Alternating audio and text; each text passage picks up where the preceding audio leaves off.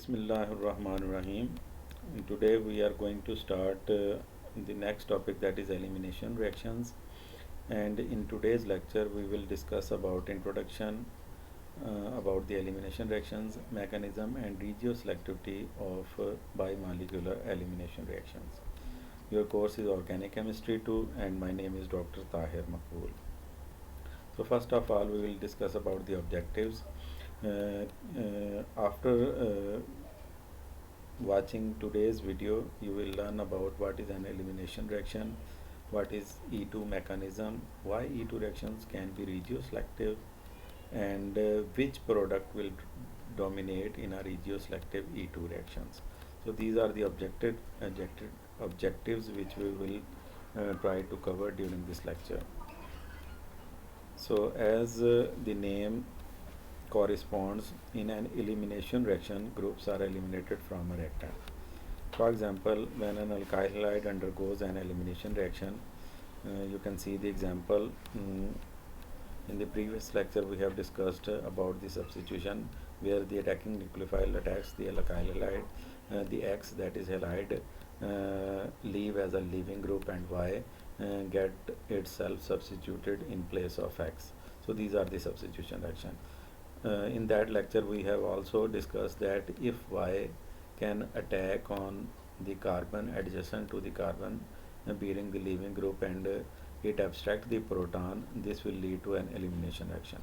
अगर आप यहाँ गौर करें तो Y ने दिस कार्बन, ये जो कार्बन है वहाँ से एक हाइड्रोजन को रिमूव किया है और ये हाइड्रोजन जो लीविंग ग्रुप के तौर पे लीव कर गया है, तो आपके पास यहाँ पे एक डबल बॉन्ड एस्टेब्लिश हो गया है बिटवीन टू कार्बन एटम्स। तो इसको हम एलिमिनेशन कहते हैं क्योंकि यहाँ पे कोई चीज़ सब्स्टिट्यूट नहीं हुई है, बल्कि इस मॉलिक्यूल में से एक हाइड्रोजन और एक हैलोजन जो है वो क्या हो गए हैं, डिपार्ट हो गए हैं, एलिमिनेट हो गए हैं। सो अल्काइल हैलाइड के केस में जब हम एलिमिनेशन रिएक्शन की बात करते हैं तो इसका मतलब है these are going to formation of an alkene. So product in case of alkyl halide of an elimination reaction is an alkene. Mechanism की बात करते हैं तो हमें थोड़ा सा एक एग्जांपल को ज़रा क्लोजली स्टडी करना होगा. इन केस ऑफ एलिमिनेशन रिएक्शन हमने देखा E stands for elimination and 2 stands for biomolecular. इसका क्या मतलब है ये थोड़ा सा एग्जांपल से एक्सप्लेन हो जाएगा. अब आप यहाँ पे आपका जो सबस्ट्रेट है that is tertiary butyl bromide, it is going to react with hydroxyl group. चूँकि all the methyl groups are identical, so you can remove a proton from either of these methyl groups, there would be no difference in the product. So we have got 2-methyl propene as product. The hydroxyl converted into H2O by abstracting the proton, and here is the bromide negative ion which is a leaving group. So it is an example of an elimination reaction.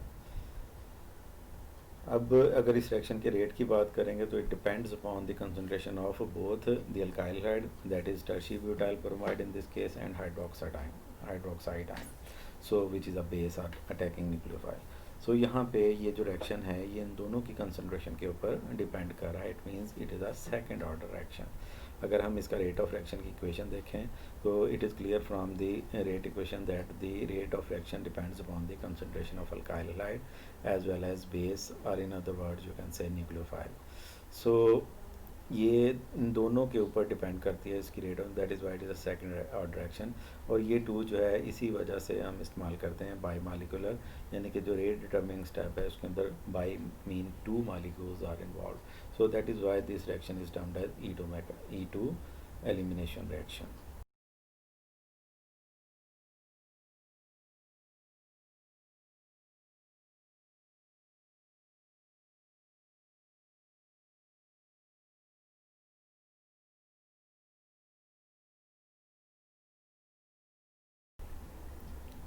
तो अगर हम इस reaction के mechanism को थोड़ा सा दोबारा गौर करें तो ये सेकंड ऑर्डर काइनेटिक्स के साथ मैच करता है. यहाँ पे अगर आप देखें कि ये सिंगल स्टेप रिएक्शन है, दैट इज़ कंसर्टेड रिएक्शन है, एक ही स्टेप इन्वॉल्व है, क्योंकि आपके पास ये हाइड्रोक्सल जो है ये प्रोटॉन के ऊपर अटैक करता है. एट द सेम टाइम ये जो बीटा कार्बन के ऊपर लगा हुआ प्रोटॉन है, इसके और इस कार्बन के दरमियान जो बॉन्ड है वो शिफ्ट होता है between alpha and beta carbon atom, और ब्रोमो यहाँ से क्या करता है, लीव कर जाता है। Results in the formation of an alkene और water by the abstraction of hydroxyl proton by the hydroxyl, it converted into water and bromide negative is eliminated.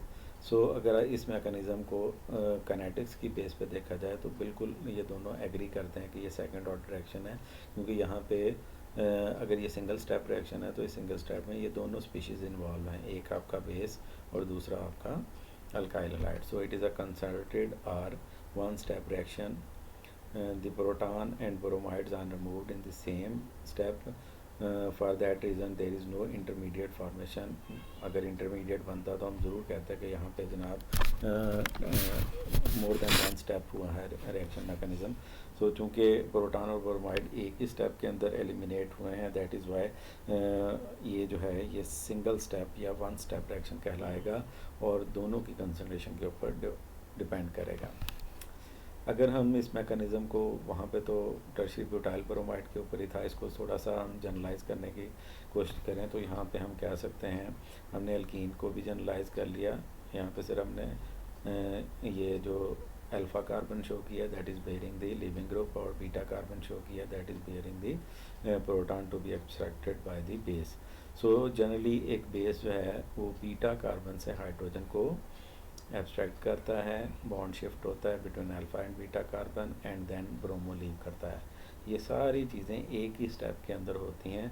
So there is no intermediate formation and results in the formation of an alkene and proton abstracted by the base and the leaving group that is halide. सो यहाँ पे आपके molecule से दो चीज़ें eliminate हो रही हैं, एक proton that is hydrogen and that is another is halide. So this reaction is always sometime termed as dehydrohalogenation, that is the reaction proceed with the removal of a proton and a halide ion. So it is called so. Second thing अगर हम देखें तो यहाँ पे अगर ये reaction जो initiate होता है वो बेस का अटैक है on the beta proton, that is the proton which is attached with the beta carbon atom. So इस E2 रिएक्शन को समटाइम बीटा एलिमिनेशन रिएक्शन भी कहते हैं, क्योंकि यहाँ पे जो स्टार्ट होता है वो अटैक ऑफ बेस जो है वो बीटा कार्बन के जो प्रोटॉन मौजूद है उसके ऊपर होता है. सो हम कह सकते हैं कि elimination reaction is initiated by removing a proton from a beta carbon. So an E2 reaction is sometime called as a beta elimination reaction as well. एक तीसरा नाम भी दिया जाता है इस रिएक्शन को, दैट इज़ 1-2 एलिमिनेशन रिएक्शन, क्योंकि अगर आप तो देखें तो यहाँ पे जो आपका प्रोटॉन और लीविंग ग्रुप है दोनों एक दूसरे के एडजेसेंट कार्बन एटम के ऊपर हैं. तो दूसरे लफ्ज़ों में दो एटम्स जो रिमूव हो रहे हैं, एक ये प्रोटॉन और दूसरा ये आपका हेलाइड, ये दोनों एक दूसरे के एडजेसेंट एटम से जा रहे हैं, दूसरे लफ्ज़ों में एक दूसरे की 1-2 पोजीशन के ऊपर मौजूद हैं. लिहाजा सम टाइम इसको 1-2 एलिमिनेशन रिएक्शन भी नाम दिया जाता है. सो इसके जो E2 रिएक्शन है इसके आप तीन नाम कह सकते हैं. In case of specifically alkyl halide it is dehydrohalogenation. अगर अल्कोहल के केस में होगा तो हम इसे डिहाइड्रेशन कहेंगे. सिमिलरली बीटा एलिमिनेशन ये जनरली सभी के ऊपर अप्लाई करेगा, और 1-2 एलिमिनेशन ये भी सभी के ऊपर अप्लाई करेगा. सो ये तीन नाम आप इस E2 रिएक्शन को दे सकते हैं depending upon its general mechanism. आगे चलते हैं जी.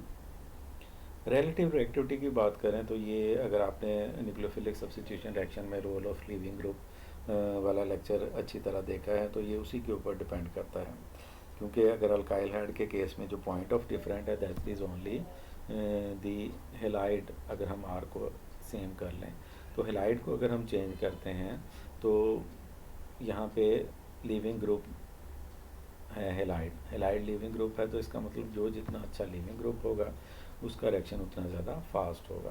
तो रीज़न सिंपल है जो हम पहले डिस्कस करें हैं, that is weaker base are better leaving group.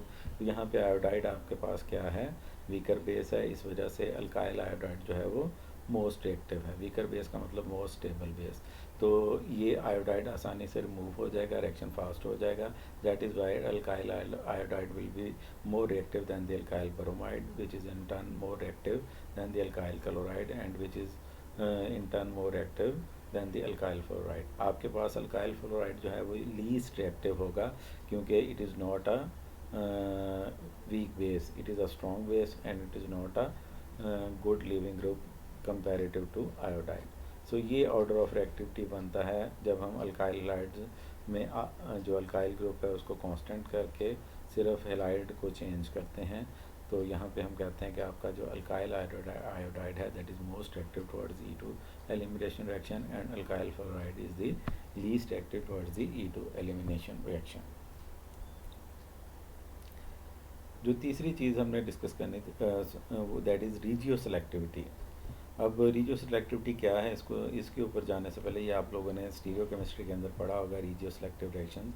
सो वहाँ पे जाने से पहले हम दो सिचुएशन डिस्कस करते हैं ताकि आपको पता चल जाए कि हम रीजियो सेलेक्टिविटी क्यों डिस्कस करना चाहते हैं। अब हमारे पास अल्काइल हैलाइड के पास जो अल्काइल हैलाइड है वो लाजमी नहीं है कि हमेशा प्राइमरी ही हो, it can be secondary, it can be tertiary.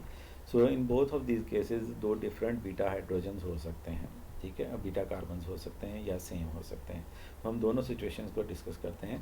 पहली सिचुएशन क्या है कि हम ऐसा अल्काइल हैलाइड ले रहे हैं जिसके पास दो बीटा कार्बन्स हैं जो कि स्ट्रक्चरली आइडेंटिकल हैं।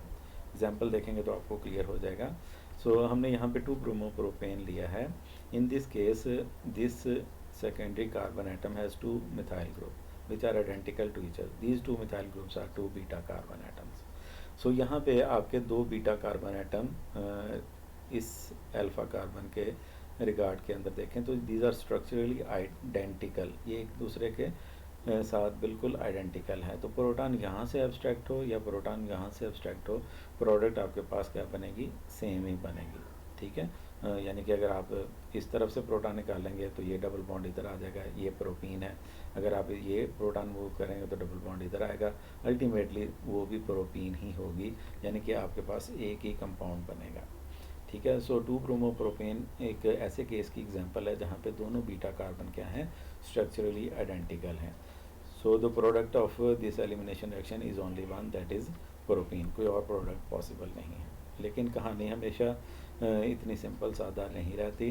अल्काइल हैलाइड बहुत सारे ऐसे आपके सामने आते हैं जहाँ पे बीटा कार्बन स्ट्रक्चरली एक दूसरे से क्या होते हैं, डिफरेंट होते हैं। तो ये जनाब हमारे पास सिचुएशन 2 है, that is an alkyl halide having the 2 beta carbon atom which are structurally different. इसकी एग्जांपल देख लें तो यहाँ पे हमने 2 ब्रोमोप्रोपेन की बजाय यहाँ पे हमने क्या लिया है, 2 ब्रोमोब्यूटेन। अब अगर आप देखें ये beta carbon that is CH2 और ये beta carbon that is CH3। अब इन दोनों को स्ट्रक्चरली डिफरेंट हैं, ये टर्मिनल है जबकि ये आगे से एक मिथाइल ग्रुप के साथ जुड़ी हुई है। रिएक्शन हमने वही किया है, यानी कि बेस हमने क्या लिया, मेथॉक्साइड मेथनॉल के अंदर लिया। अब यहाँ पे हमारे पास 2 प्रोडक्ट्स बन सकती हैं। अगर टर्मिनल हाइड्रोजन जाए तो हमारे पास 1 ब्यूटीन बनेगी, अगर ये वाला हाइड्रोजन एलिमिनेट हो तो हमारे पास 2 ब्यूटीन बनेगी, ठीक है। तो यहाँ पे हमारे पास क्या आ गया, मिक्सचर ऑफ प्रोडक्ट आ गया कि यहाँ पे 2 तरह की अल्कीन जो कि आपस में क्या हैं, कॉन्स्टिट्यूशनली आइसोमरिज्म शो करती हैं, एक दूसरे के कॉन्स्टिट्यूशनल आइसोमर्स हैं, वो हमारे पास प्रोडक्ट्स के तौर पे आ सकते हैं। तो जो रिएक्शन आउटकम है अगर हम यहाँ पे देखें तो 80% आपके पास 2 ब्यूटीन है और 20% 1 ब्यूटीन है। तो ये क्यों एक मेजर है एक माइनर है, ये तो आगे की डिस्कशन में इंशाल्लाह हम अभी डिस्कस करते हैं। लेकिन ये तो तय पा गया कि यहाँ पे आपके पास 2 प्रोडक्ट बनेगी, that is 1 butene and 2 butene.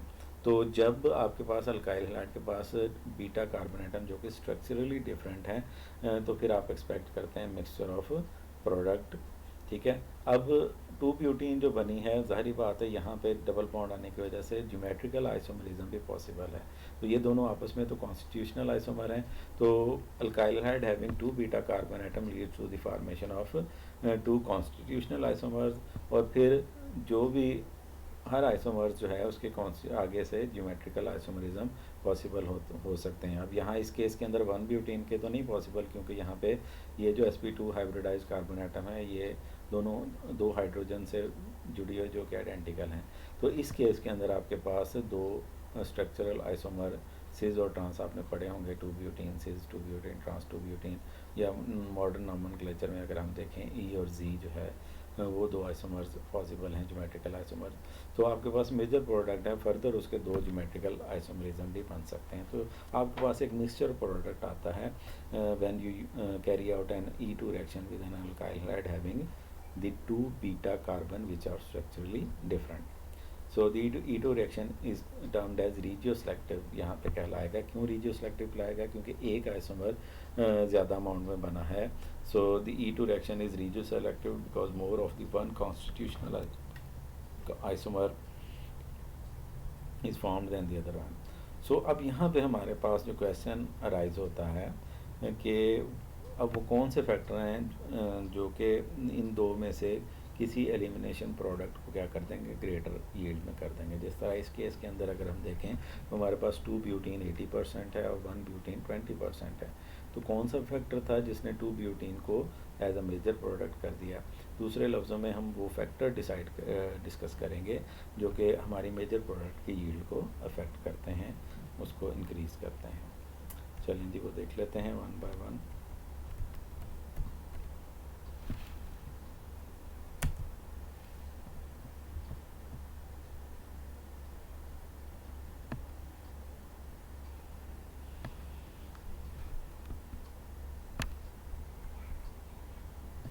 चलें,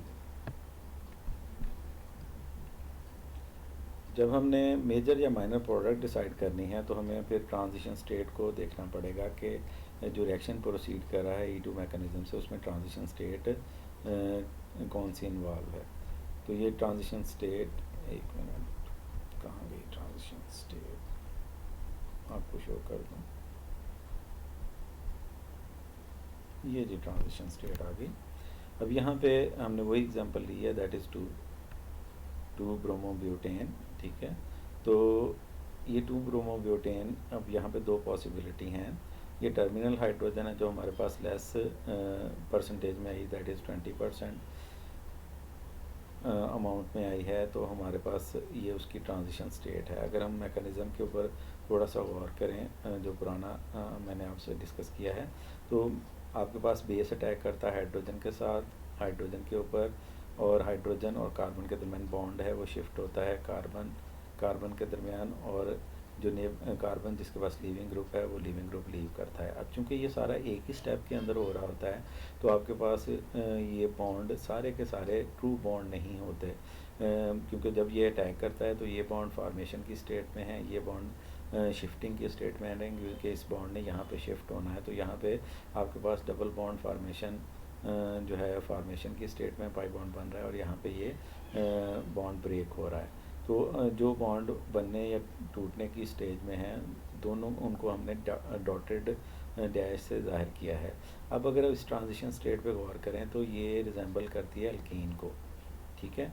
अब ये जो ट्रांजिशन स्टेट है ये उस सूरत में है जब अटैक इस मेथॉक्सी का इस टर्मिनल हाइड्रोजन के ऊपर हो। तो इस सूरत में आपके पास जो प्रोडक्ट बनेगी वो 1 ब्यूटीन होगी, दैट इज़ लेस स्टेबल, क्योंकि इसके ऊपर सब्स्टिट्यूएंट क्या है, कम है। जब हम दूसरी केस के ऊपर आते हैं जो हमारी मेजर प्रोडक्ट है, यहाँ पे मेथॉक्सी का अटैक कौन से कार्बन के ऊपर हो रहा है जो कि टर्मिनल नहीं है, दैट इज़ सेकेंडरी कार्बन। अब यहाँ पे भी ब्यूटीन वाली ट्रांजिशन स्टेट है, लेकिन यहाँ पे जो ट्रांजिशन स्टेट है ये कंपैरेटिवली मोर स्टेबल है क्योंकि यहाँ पे ग्रेटर नंबर ऑफ सब्स्टिट्यूएंट हैं, ठीक है। तो अब मैं पिछली स्लाइड पे दोबारा जाता हूँ ताकि वहाँ पे आपको, तो ट्रांजिशन स्टेट के पास अल्काइन लाइक स्ट्रक्चर है। सो हर वो फैक्टर जो अल्कीन की स्टेबिलिटी को अफेक्ट करेगा वो ट्रांजिशन स्टेट की जो स्टेबलाइजेशन है उसको भी अफेक्ट करेगा। जितनी स्टेबल अल्कीन को वो ट्रांजिशन स्टेट लीड करेगी उतना ही उस ट्रांजिशन स्टेट की एनर्जी कम होगी और उसका बनना इजी होगा। अब जो पिछली एग्जांपल हमने डिस्कस की है वो भी ये एग्जांपल, अब यहाँ पे हमारे पास ये 2 ब्यूटीन हमारा क्या है, मेजर प्रोडक्ट है, और 1 ब्यूटीन हमारा क्या है, माइनर प्रोडक्ट है। तो यहाँ पे अगर आप देखें जो 2 ब्यूटीन है उसकी जो एनर्जी है वो ब्लू से लेबल की गई है तो उसका एनर्जी बैरियर क्या है, कम है, उसकी एनर्जी क्यों 2 ब्यूटीन हमारी जो प्रोडक्ट है उसकी एनर्जी क्या है कंपैरेटिव टू 1 ब्यूटीन क्या है, कम है। इसका मतलब क्या हुआ है कि 2 ब्यूटीन स्टेबल है कंपैरेटिव टू 1 ब्यूटीन। ठीक है, तो अब 2 ब्यूटीन को जो ट्रांजिशन स्टेट लीड करेगी उसकी डेफिनेटली जो एनर्जी है वो कम होगी। ये ब्लू लाइन आप देख लें, यहाँ पे एनर्जी बैरियर अगर इन दोनों को कंपेयर करें तो blue energy barrier because it is leading to more stable green, इसका एनर्जी बैरियर कम है, और आपका जो रेड वाला है it is leading to 1 butene, इसका एनर्जी बैरियर ज़्यादा है। आल्दो इन दोनों के दरमियान डिफरेंस ऑफ एनर्जी मिनिमम है, लेकिन फिर भी है। तो डिफरेंस ऑफ एनर्जी कम होने की वजह से ये नहीं कि सिर्फ एक ही प्रोडक्ट बनेगी, दोनों ही प्रोडक्ट बनती हैं, लेकिन इस डिफरेंट ऑफ एनर्जी होने की वजह से एक प्रोडक्ट आपकी क्या बन जाती है ज़्यादा अमाउंट में, दैट इज़ 2 ब्यूटीन जो ब्लू से लेबल्ड है, और 1 ब्यूटीन जो है वो कम बनती है क्योंकि 1 ब्यूटीन लेस स्टेबल होने की वजह से इसकी जो कॉरेस्पॉन्डिंग ट्रांजिशन स्टेट है वो भी क्या है लेस स्टेबल है, यानी हायर इन एनर्जी है। ठीक हो गया। सो ये तय हो गया कि any factor that stabilise the alkene will also stabilise the transition state leading to its formation. तो बेसिकली जो बनने वाली रिजल्टेंट अल्कीन है वो डिसाइड करती है कि उसकी स्टेबिलिटी डिसाइड करेगी कि कौन वो मेजर है या माइनर है। सो डिफरेंस ऑफ रेट जो अगर आप देखें यहाँ पे बहुत कम है, इसलिए दोनों ही प्रोडक्ट बनती हैं जो मैं पहले डिस्कस कर रहा हूँ, लेकिन क्या होगा एक प्रोडक्ट ज़्यादा बनेगी दूसरी कम बनेगी।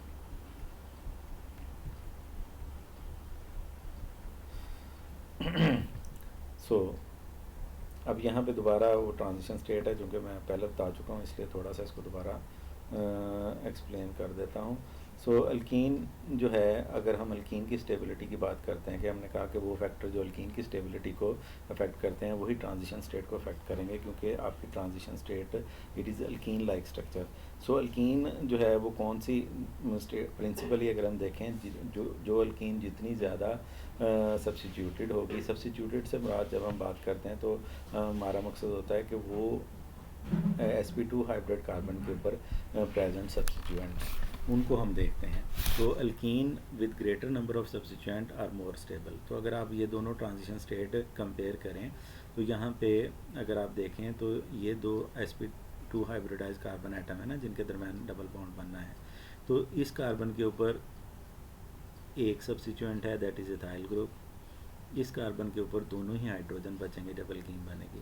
तो ओवरऑल अगर हम देखें तो 1 ब्यूटीन के पास क्या है, एक सब्सिट्यूएंट है अगर 1 ब्यूटीन बनती है, और अगर 2 ब्यूटीन बनती है तो यहाँ पे हमारे पास एक ये मिथाइल ग्रुप है, एक सब्सिट्यूएंट, और ये दूसरा मिथाइल ग्रुप है। ठीक है, तो 2 ब्यूटीन को जो ट्रांजिशन स्टेट लीड करेगी, या 2 ब्यूटीन इटसेल्फ जो है वो दोनों स्टेबल क्यों है, क्योंकि दीज आर मोर सब्सिट्यूटेड। ठीक है, इनके पास क्या है, 2 सब्सिट्यूएंट हैं, जबकि इसके पास क्या है, ओनली 1 सब्सिट्यूएंट। सो हम कह सकते हैं 2 butene with a total of 2 methyl substituent bonded to its sp2 carbon is more stable than 1 butene with 1 ethyl substituent। सो अब ये तय पा गया कि पहली चीज़ क्या हुई कि वो ट्रांजिशन स्टेट जिस अल्कीन को लीड करती है उस अल्कीन की स्टेबिलिटी डिसाइड करेगी उस ट्रांजिशन स्टेट की एनर्जी। अगर वो अल्कीन ज़्यादा स्टेबल है ट्रांजिशन स्टेट की एनर्जी कम होगी, अगर वो अल्कीन कम स्टेबल है तो ट्रांजिशन स्टेट की एनर्जी ज़्यादा होगी। ये हम तय कर रहे हैं, और इनके दरमियान चूँकि एनर्जी डिफरेंस कम होता है इसलिए दोनों ही बनती हैं, ये नहीं कि एक ही बने, ज़्यादा डिफरेंस होगा तो एक ही बनेगी। तो डिफरेंस कम होने की वजह से दोनों बनते हैं, यानी हमारे पास मिक्सचर बनता है। लेकिन डिफरेंस होने की वजह से क्या होता है, मिक्सचर में एक प्रोडक्ट क्या हो जाती है, ज़्यादा हो जाती है, एक प्रोडक्ट कम हो जाती है। जो एग्जांपल हमने डिस्कस की है उसके हवाले से 2 ब्यूटीन के पास 2 मिथाइल सब्सिट्यूएंट होने की वजह से वो क्या है, ज़्यादा स्टेबल है, लिहाजा वो ज़्यादा मिकदार में बनती है, दैट इज़ 80%। वाइल जो 1 ब्यूटीन है उसकी यील्ड कम है क्योंकि वो लेस स्टेबल है, उसके पास एक ही सब्सिट्यूएंट है that is ethyl substituent. Remember that कि आपने सब्सिट्यूएंट कहाँ पे देखने हैं, वो 2 कार्बन एटम के ऊपर जो कि पाई बॉन्ड के अंदर इन्वॉल्व हैं, यानी कि sp2 कार्बन आपने देखनी है, उसके हमसाए वाली कार्बन नहीं देखनी। चलें जी आगे चलते हैं। अब यहाँ पे एक चीज़ है कि आप बना के देख लें कि कौन सी ज़्यादा सब्सिट्यूटेड है या कौन सी आपकी प्रोडक्ट मेजर है। दूसरा तरीका जो शॉर्टकट है that is ZSEF rule. ZSEF rule क्या कहता है कि the more substituted alkane product is obtained when proton is removed from the carbon that is bonded to the fewest hydrogen. अब समझ लें, एक तो सिंपल है कि आप दोनों तरफ से हाइड्रोजन रिमूव करें और दोनों अल्कीन बना के देखें कौन सी ज़्यादा सब्स्टिट्यूएंट है, वो भी गुड है। लेकिन अगर आप जो आपका रिएक्टेंट है उसी को देख के बताएं कि जनाब मोर सब्स्टिट्यूटेड कौन सी होगी, तो आप देखें कि कौन सी कार्बन के ऊपर comparatively less number of hydrogen मौजूद हैं। अब ये देखें, ये 2 क्लोरोप्रोपेन सॉरी पेंटेन की एग्जांपल है। अब इस कार्बन के पास 2 बीटा कार्बन हैं, इस कार्बन के ये एक बीटा कार्बन और ये दूसरी बीटा कार्बन। अगर इस बीटा कार्बन को देखें तो इसके पास कितने हैं, 2 हाइड्रोजन। अगर इस बीटा कार्बन को देखें तो इसके पास कितने हैं, 3 hydrogen. So 3 beta hydrogen and 2 beta hydrogen. Hydroxyl के साथ ट्रीट किया तो आपके पास ये प्रोटॉन भी जा सकता है, ये प्रोटॉन भी जा सकता है। अगर 2 बीटा हाइड्रोजन वाली जो है वो है फ्यूएस्ट हाइड्रोजन वाली कार्बन। तो ZSEF रूल से आप सिर्फ रिएक्टेंट को देख के बता सकते हैं कि अगर ये प्रोटॉन रिमूव होगा तो बनने वाली अल्कीन जो है वो क्या होगी, मोर सब्स्टिट्यूटेड होगी। और ऐसा ही है, अगर आप देखें कि ये यहाँ से अगर हाइड्रोजन रिमूव हो तो डबल बॉन्ड कहाँ पे आएगा, कार्बन नंबर 2 और कार्बन नंबर 3 के दरमियान, यानी 2 पेंटीन आपके पास बनेंगी। तो ये 2 पेंटीन है। अब यहाँ पे देखें, ये एक sp2 हाइब्रिडाइज्ड कार्बन है, इसके ऊपर एक मिथाइल सब्स्टिट्यूएंट है, और ये sp2 हाइब्रिडाइज्ड कार्बन है, इसके ऊपर इथाइल सब्स्टिट्यूएंट है। तो ये बेसिकली डाई सब्स्टिट्यूटेड है। जबकि अगर ये 3 बीटा हाइड्रोजन वाली कार्बन से हाइड्रोजन रिमूव हो तो ये कार्बन 1 और 2 के दरमियान डबल बॉन्ड बनेगा। दूसरे लफ्ज़ों में हमारे पास 1 पेंटीन बनेगी। तो 1 पेंटीन पे देखें तो आपके पास ये जो येलो हाईलाइटेड है एक ही सब्स्टिट्यूएंट है, दैट इज़ एन प्रोपाइल। इसके पास कोई सब्स्टिट्यूएंट नहीं है। याद रखिएगा कि हाइड्रोजन को हम सब्स्टिट्यूएंट कंसीडर नहीं करते। तो यहाँ पे 1 पेंटीन के केस में एक ही सब्स्टिट्यूएंट है, जबकि 2 पेंटीन के केस में 2 सब्स्टिट्यूएंट हैं। तो आपने यहीं से बता दिया कि अगर ये हाइड्रोजन जाएगा तो इसके नतीजे में बनने वाली जो 2 पेंटीन है that will be more substituted. तो ZSEF जो रूल है वो बेसिकली रिएक्टेंट के ऊपर एज अ शॉर्टकट आप अप्लाई करते हैं, और फ्यूएस्ट जो हाइड्रोजन वाली कार्बन है उससे हाइड्रोजन रिमूव करें तो उसके और लीविंग ग्रुप वाले कार्बन के दरमियान जो डबल बॉन्ड बनेगा वो वाली अल्कीन क्या होती है, मोर सब्स्टिट्यूटेड होती है। और मोर सब्स्टिट्यूटेड जो है अल्कीन क्या होती है, मोर स्टेबल होती है। ठीक है, इस वजह से वो मेजर बनेगी। तो यहाँ पे हमारे पास क्या है, 67% 2 पेंटीन है which is di substituted alkene, और 33% 1 पेंटीन है which is mono substituted alkene. अब यहाँ पे अगर आप देखें कि एलिमिनेशन के नतीजे में, अब सब्स्टिट्यूशन की बात कर रहे हैं, तो जितने टर्शियरी अल्काइल हैलाइड अगर हम लेंगे तो वहाँ पे ज़्यादा मोर सब्स्टिट्यूटेड अल्कीन को प्रोडक्ट हमारी होगी। तो इस वजह से अगर आप अल्काइल हैलाइड की रिलेटिव रिएक्टिविटी जो है रिलेटिव रिएक्टिविटीज़ को देखना चाहें depending upon the type of R या वो कार्बन जिसके ऊपर लीविंग ग्रुप लगा है, तो डेफिनेटली टर्शियरी अल्काइल हैलाइड चूँकि मोर सब्स्टिट्यूटेड अल्कीन को लीड करता है, दैट इज़ वाई क्या होगा, वो मोर रिएक्टिव होगा। ये देख लें जनाब, ये हमारे पास टर्शियरी अल्काइल हैलाइड है। ठीक है, तो यहाँ पे आपके पास जो अल्कीन बनेगी उसके ऊपर 1, 2 और 3 सब्स्टिट्यूएंट होंगे। क्लियर। इसी तरह यहाँ पे आपके पास सेकेंडरी है, यहाँ पे जो अल्कीन बन रही है उसके ऊपर 2 सब्स्टिट्यूएंट है। इसी तरह हमारे पास यहाँ पे प्राइमरी अल्काइल हैलाइड है, इससे जो बनने वाली सब्स्टिट्यूएंट है उसके ऊपर अल्कीन है, उसके ऊपर ओनली 1 अल्काइल सब्स्टिट्यूएंट है। तो ज़ाहिरी बात है अगर आप तीनों अल्कीन्स को कंपेयर करें, this would be the most stable alkene. तो दूसरे लफ्ज़ों में tertiary alkyl halides leads to the most stable alkene because it has 3 alkyl substituent. That is why tertiary alkyl halide would be more reactive than the secondary alkyl halide, and secondary alkyl halide will be more reactive than the primary alkyl halide. क्योंकि primary alkyl halide के case में जो alkyne बन रही है it has only 1 alkyl substituent.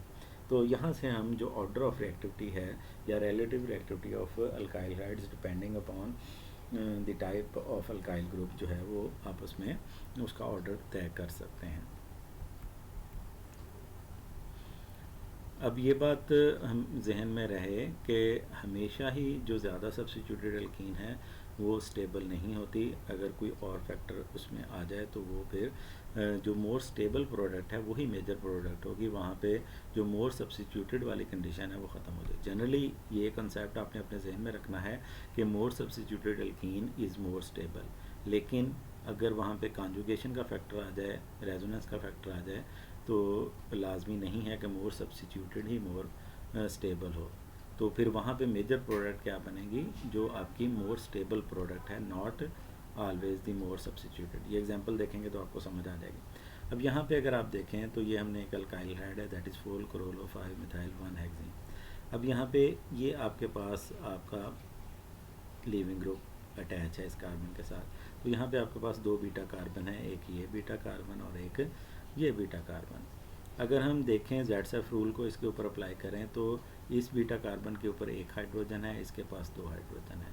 तो अगर ये वाला हाइड्रोजन रिमूव होता है तो हमारे पास मोर सब्सिट्यूटेड एल्कीन बनेगी, और मोर सब्सिट्यूटेड इज़ मोर स्टेबल। तो हम कहेंगे कि वो एल्कीन जिसके अंदर ये डबल बॉन्ड जो है वो इस कार्बन और इस कार्बन, अगर आप नंबरिंग कर लें 1 2 3 4 और 5, तो इसका मतलब 4 पोजीशन पे अगर डबल बॉन्ड आएगा 4 कार्बन पे, 4 और 5 कार्बन के दरमियान, तो वो क्या होगी, मोर स्टेबल होगी। तो ये यहाँ पे ये केस ऐसा नहीं है, देख लें अगर आप। तो ये हमने क्या किया, ये 4 वाली 1,4 हेक्साडाइन, तो ये अगर हाइड्रोजन ये वाला रिमूव करें जो कि फ्यूएस्ट हाइड्रोजन वाला है एज पर ज़ेड-सेफ रूल, तो आपके पास बनती है 1,4 हेक्साडाइन के 1 और 4 पोजीशन पे डबल बॉन्ड आता है। अगर आप ये वाला हाइड्रोजन रिमूव करें तो 1 2 3 1,3 हेक्साडाइन बनेगी, क्योंकि अब ये डबल बॉन्ड कार्बन 3 और कार्बन 4 के दरमियान होगा। तो यहाँ पे जो मेजर प्रोडक्ट है आपकी वो है 1,3 हेक्साडाइन और माइनर जो है 1,4 हेक्साडाइन। उसकी रीज़न यहाँ पे क्या है कि अगर ये डबल बॉन्ड इस पोजीशन पे आता है, हालांकि ये ज़ेड-सेफ रूल को ओबे नहीं कर रही, तो अगर यहाँ पे आता है तो ये इस डबल बॉन्ड के क्या आ जाता है, इन कॉन्जुगेशन। देख लें डबल बॉन्ड, अब इन दोनों कार्बन के दरमियान क्या होगा, सिंगल बॉन्ड, तो double bond single bond double bond, तो ये क्या है, इन कॉन्जुगेशन आ गया। कॉन्जुगेशन आ गई तो इसका मतलब रेजोनेंस आ गई, रेजोनेंस आ गई तो इसका मतलब स्टेबिलिटी आ गई। सो यहाँ पे अगर 1,3 हेक्साडाइन बनती है, हालांकि हाइड्रोजन उस कार्बन से जा रहा है जिसके पास ज़्यादा हाइड्रोजन है, यानी कि जो आपके पास एल्कीन बन रही है वो लेस सब्सिट्यूटेड है, लेकिन यहाँ पे क्या है, लेस सब्सिट्यूटेड एल्कीन क्या है, मोर स्टेबल है। क्यों? क्योंकि यहाँ पे जो डाइन है वो कॉन्जुगेटेड डाइन बन रही है। तो ये आपकी मेजर प्रोडक्ट है। अब यहाँ पे ये नो डाउट ये मोर सब्सिट्यूटेड है कंपैरेटिव टू दिस वन, ठीक है ना। अगर आप इसको देखें, 1 मिथाइल 2 मिथाइल और ये आपका अल्काइल 3 सब्सिट्यूएंट, अगर इसको देखें तो आपके पास क्या है, एक ये सब्सिट्यूएंट आइसोप्रोपाइल और ये एक ये सब्सिट्यूएंट, तो ये 2 सब्सिट्यूएंट हैं, ये 3 सब्सिट्यूएंट हैं। तो अब ज़ेड-सेफ रूल के मुताबिक या जो स्टेबिलिटी ऑफ एल्कीन सब्सिट्यूएंट की बेस पे हम कहें तो इसको होना चाहिए ज़्यादा स्टेबल और मेजर प्रोडक्ट, लेकिन ये नहीं है। क्यों? क्योंकि यहाँ पे जो डबल बॉन्ड है वो इसके इन कॉन्जुगेशन नहीं आता, ये आइसोलेटेड डाइन है। सो ये हमारी क्या होगी, minor product although it is more substituted, और ये हमारी क्या होगी, major product although it is less substituted, लेकिन ये क्या है, कॉन्जुगेटेड है और ये क्या है, आइसोलेटेड है।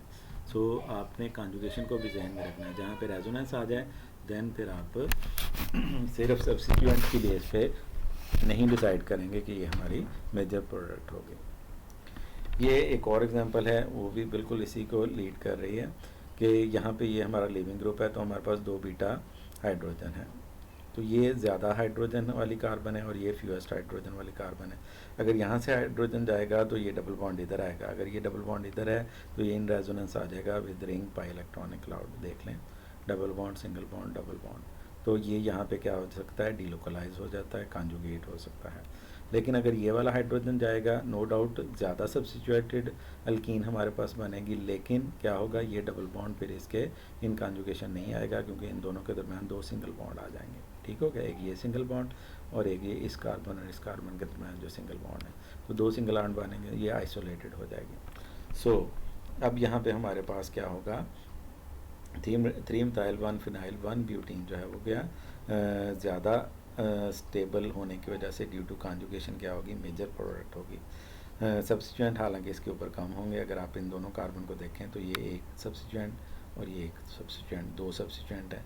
अगर यहाँ पे देखें तो यहाँ पे 1 मिथाइल 2 मिथाइल यानी 2 सब्स्टिट्यूएंट ये हो गए और 1 सब्स्टिट्यूएंट ये बेंजाइल ग्रुप हो गया। तो आपके पास इसके पास 3 सब्स्टिट्यूएंट है, लेकिन ये हमारी क्या है, माइनर प्रोडक्ट है। क्यों? क्योंकि इसमें कॉन्जुगेशन नहीं है।